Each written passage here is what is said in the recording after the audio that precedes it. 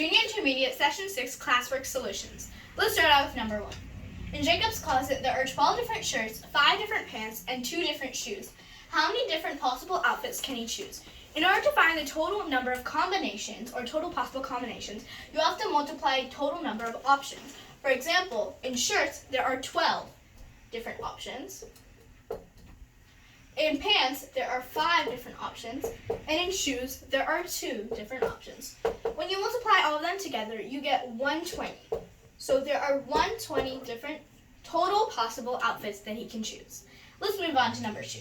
A fast food restaurant has a kids special meal for $5.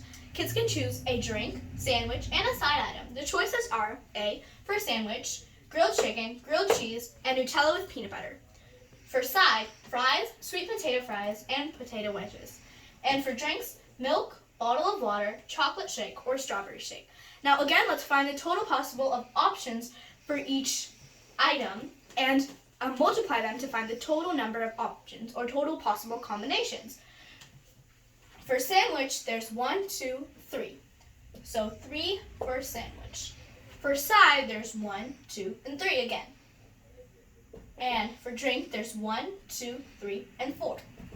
So we have to multiply 3 times 3 times 4, and you get 36. So in order, there could be 36 possible meals ordered. Let's move on to number 3. Shane's collection has 12 nickels, 24 pennies, 35 quarters, and 45 dimes. If Shane picks a coin randomly, which would be picked most likely? Now, finding the coin that would be picked most likely is the same thing as finding the coin with the highest probability of being picked. Now, in order to find the highest probability of the coin being picked, you need to find the probability of each coin being picked. Keeping in mind that probability is equal to number of ways that it can happen by the total number of ways. Now, to find the probability of a nickel, we know that the total number is the total number of coins there are, which is 12 plus 24 plus 35 plus 45, which is 116. However, the numerator, or the number of ways it can happen, is the number of nickels specifically there are. And there are 12 nickels. Now let's find the probability of pennies. Again, we know that the denominator is 116 since that's the total number of coins, but the numerator is the number of pennies there are, which is 24. Now for quarters. Again, we know that the denominator is 116, but the numerator is the number of quarters, which is 35. And for dime, again, the denominator is 116 because that's the total number of coins, and the numerator is the number of dimes there are, which is 45. Now out of these 4, 45 over 116 is the highest fraction there is. So that means that the probability of a dime is higher than any of the other coins being picked. So the coin that would be most likely to be picked would be dime. Let's do for number 4, A, probability of sun rising in the east. B, probability of a head in the toss of a coin. C, probability of getting a 1 in a roll of dice. And D, the probability of picking a blue ball from 4 blue balls and 1 red ball. Now let's first find the probability of A. Well, the sun always rises in the east, so we know that the probability is 100%, or 1, which is the total number. Since probability only ranges from 0 to 1, 1 is the highest number of probability chance. So we know that A matches to 2. Now for B, probability of a head in a toss of coin. Again, we know that probability is number of ways it can happen by a total number of ways. Since in a coin there are only 2 sides, head and tails, we know that the total number is 2. Now the probability of only a head going is 1, since that's only one side of the coin. So there's only 2 possible outcomes, heads or tails. Heads is one of the outcomes, so the numerator is 1. So B, the probability is 1/2, or 1. Now for C, the probability of getting a 1 in a roll of dice. Now the total number of sides on a dice is 6. And 1 is one side of it. So for the probability of a dice rolling a 1 is 1 over 6, or option number 4. Which leads us to know that D is 3. But let's just make sure. Probability of picking a blue ball from 4 blue and 1 red. We know that the total is 4 plus 1 to find the total number of balls, which is 5. Now, the number of blue balls there are only is 4. So the probability of a blue ball, picking a blue ball out of all these balls, is 4/5, which is number 3. So A matches to 2, B matches to 1, C matches to 4, and D matches to 3. Let's move on to number 5. If the wheel is spun, what is the probability that it will stop spinning on an odd number? Write it in decimal value. Now, let's first find the total number of numbers there are on the wheel so that we can find the denominator, since we know probability is number of ways it can happen over total number of ways. And the total number of numbers in this case is 1, 2, 3, 4, 5, 6, 7, 8. So probability of an odd number, well, so far we know that the denominator is 8. Now let's count all of the odd numbers to find out what the probability of getting an odd number is. 1, 2, 3, 4. 4 of the numbers are odd numbers. So we know that the probability of getting an odd number is 4 over 8, which simplifies to 1 over 2. But we cannot take this as our final answer, since it's asking to write it in decimal value. So it's 1/2 simplifies, or turns into 0.5. So the answer is 0.5. Moving on to number 6. Suppose you can choose from 3 different shirts, white, blue, and black, 2 pants, blue and black, and 5 pairs of shoes, formal black, formal brown, sneakers, running shoes, and boots. What is the probability of wearing all black outfits? Now we're going to assume that in the shoes, only the formal black is the only type of black shoes. Now in order to find the total probability of wearing all black, we need to find the probability of wearing black in each of the original sections. This section, this option, and in this option as well. Let's first find it in the shirts. Probability of black in the shirts, or black 1, I'm just going to say, or probability will be 1 out of 3, since only 1 out of the 3 options have black in it. Now, probability of black in the second section is 1 out of 2, since only 1 of the 2 options have black in it.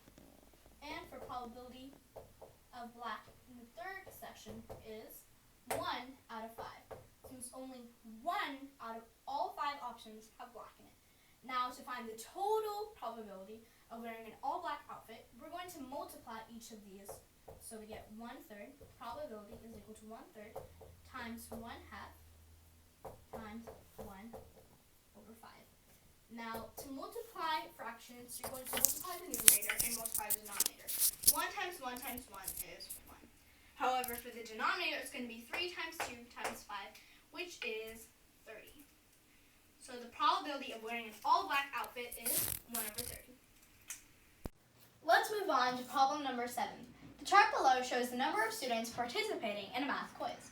If Mr. Smith selects a student at random, what is the probability a student less than or equal to the age of 13 is chosen?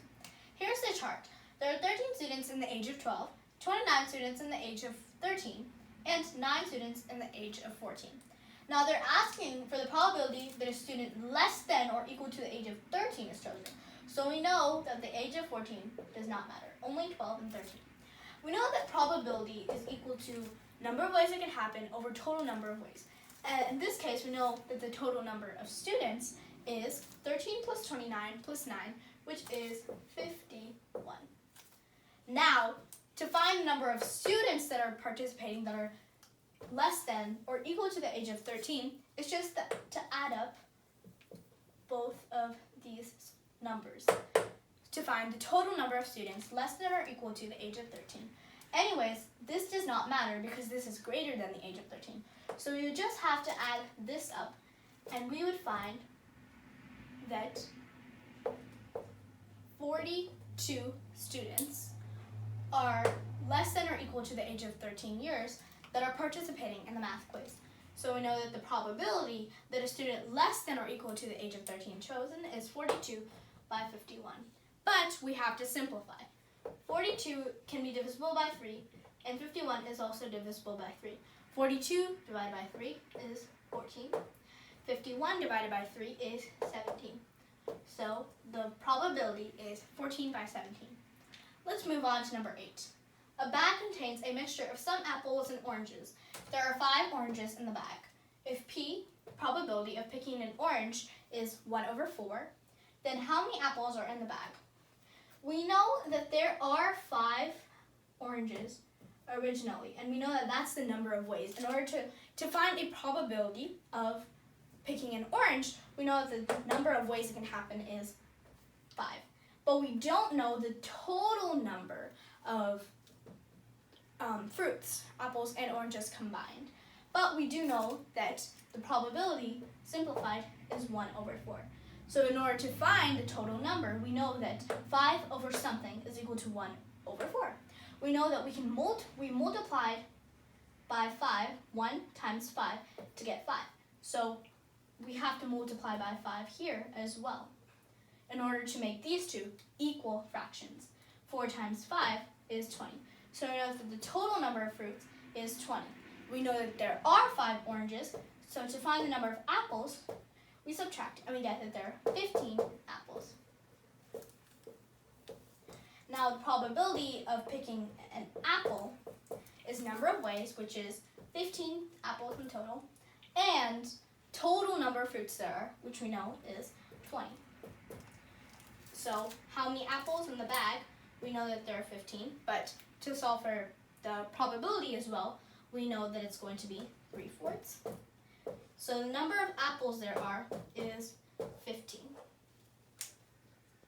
Let's do number 11 now. If you roll 2 regular die, what is the probability that the sum of both numbers on the dice is equal to 11? Now I made a chart here that shows all of the possible outcomes when you roll 2 dice.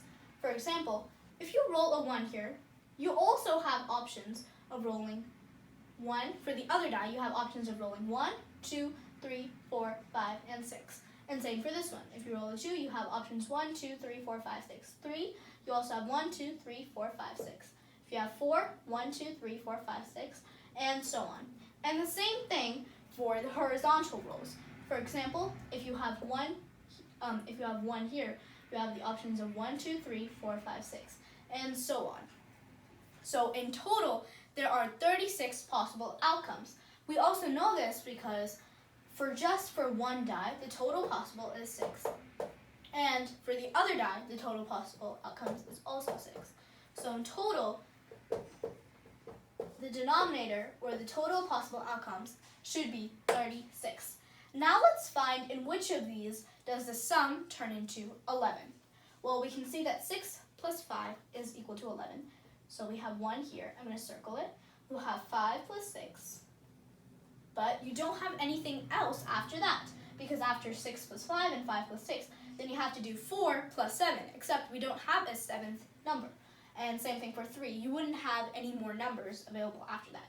So only 2 of all of these 36 possible outcomes have it so that the sum of both of the numbers is equal to 11. 6, 5, and 5, 6. So the probability is 2 over 36, which is also equal to 1 over 18. Moving on to 12. A coin is tossed 3 times. What is the probability of getting 3 consecutive heads? Now first, let's write down the total possible outcomes. First, you could have tail, head, tail. You could have tail, tail, head. You could have tail, tail, tail. You could have tail, I think that's all for the tails. Or no, you have tail, head, head. And you also have tail. And then for head, you have head, head, head. Head, tail, head. Head, tail, tail. Head, head, tail. And I think that's all. So in total, there are 8 possible outcomes. However, only one of them have the option of having head, head, and head. So probability is equal to 1/8.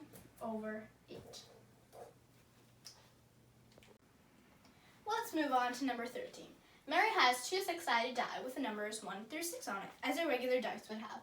How many total possible combinations can she get if she rolls both of them at the same time? What is the probability that the sum of the both numbers on the dice are less than or equal to 3? Well, we already know the answer to the first part of the question because we made the chart. We already know that there are 36 total possible outcomes because there are 6 on the first die and 6 on the second die. When you multiply, you get 36 total possible outcomes for the first part of it. Let's call that A. For B, however, it says, what is the probability of the sum of both numbers on the die that are less than or equal to 3? Now, we don't even need a chart for this. First of all, we know that if one of the die rolls numbers 4 through 6 on it, we know that it will not be less than or equal to 3. And it cannot be 3 either, because if there is 3 on one die, then that means the other die should have 0 on it. And there's only options 1 through 6, not 0. So it only has to be from the rows 1 and 2. Let's take 1 for example. The only two options that we have are 1, 1, because this adds up to be 2, and 1, 2, which adds up to be 3 exactly. And the only options for 2 are 1. So in total, there are only 1, 2, and 3 possible outcomes. 3 possible outcomes. But the total is 36. And since it's asking for the probability, it says number of favorable outcomes over the total number.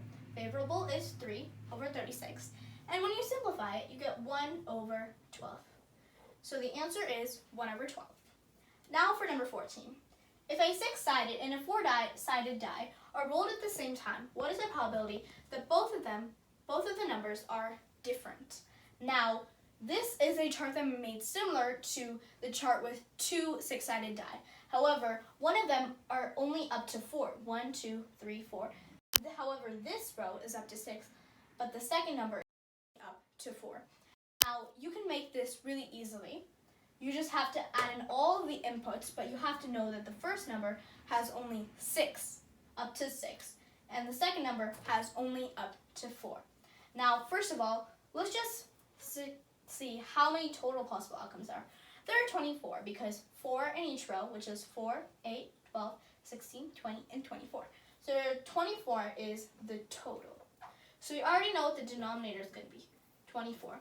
Now, rather than seeing what have different numbers on it, let's see what have the same numbers and subtract it to see the real answer. Now, we know that these two have the same numbers. These two have the same numbers. These two have the same numbers. And these two have the same numbers.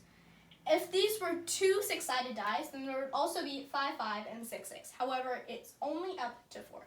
So there are only 4 numbers, or 4 possibilities, with both rolling the same number.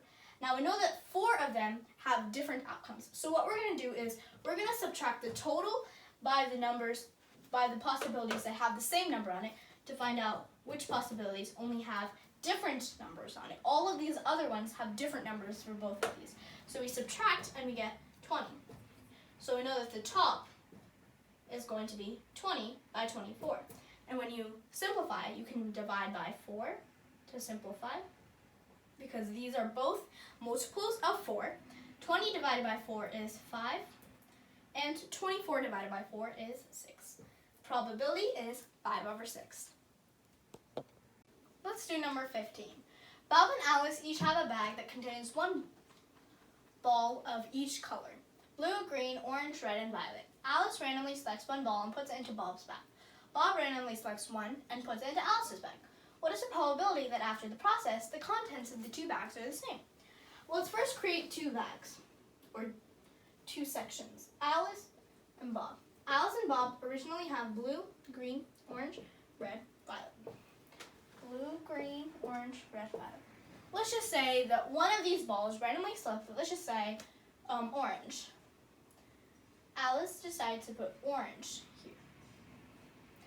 Now, Bob has 6 balls to choose from, so we know that the total is 6.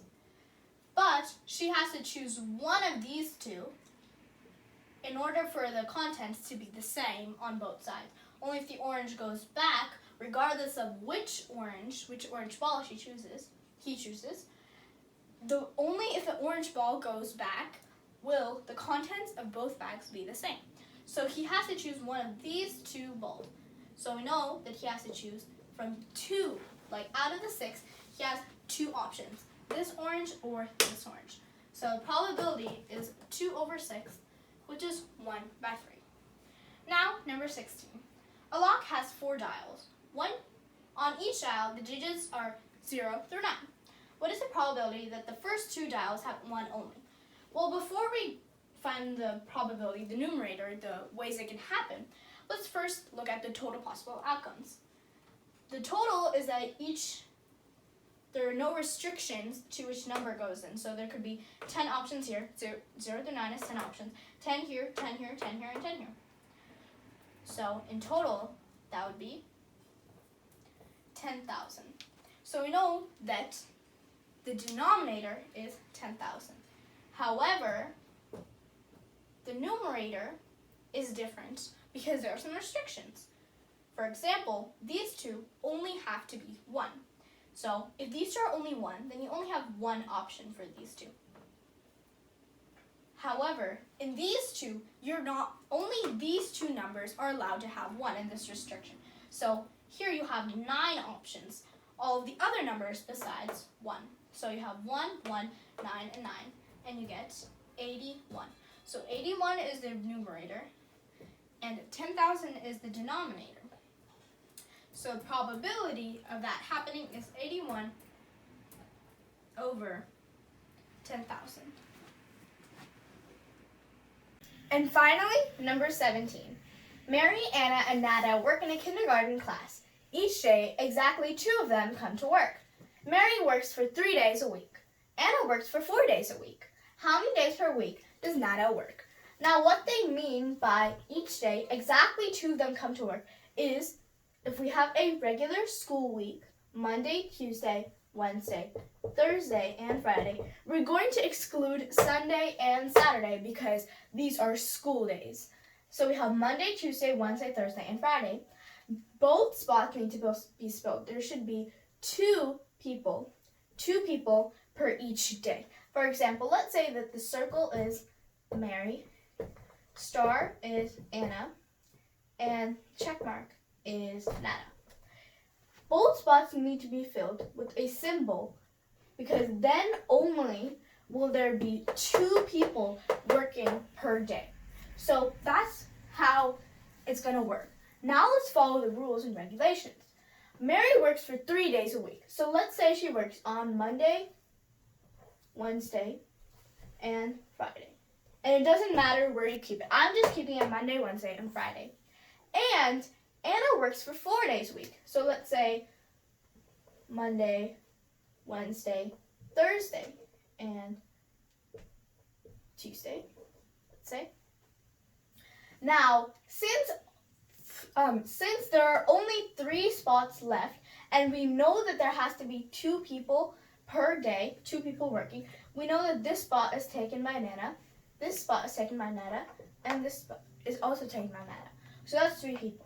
Now, this is one way you can do it. Let me show that you can also do it in other ways and still get the same answer, regardless of how you put it. In this case, let's say Mary works on Tuesday, Thursday, and Friday. And Anna works Monday, Wednesday, Thursday, and let's say Friday. Now, it doesn't matter what order you keep it in. I just kept it in this order. There's still going to be 3 spots left. And one way you can calculate this is because there's 5 for the first day.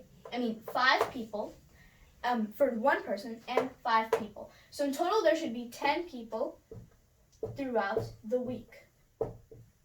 Now, 4 of those are occupied by Anna. 3 of them are occupied by Mary.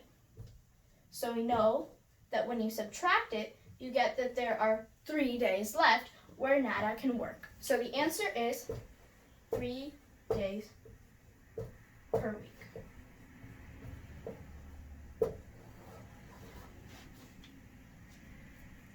Don't forget to subscribe and like.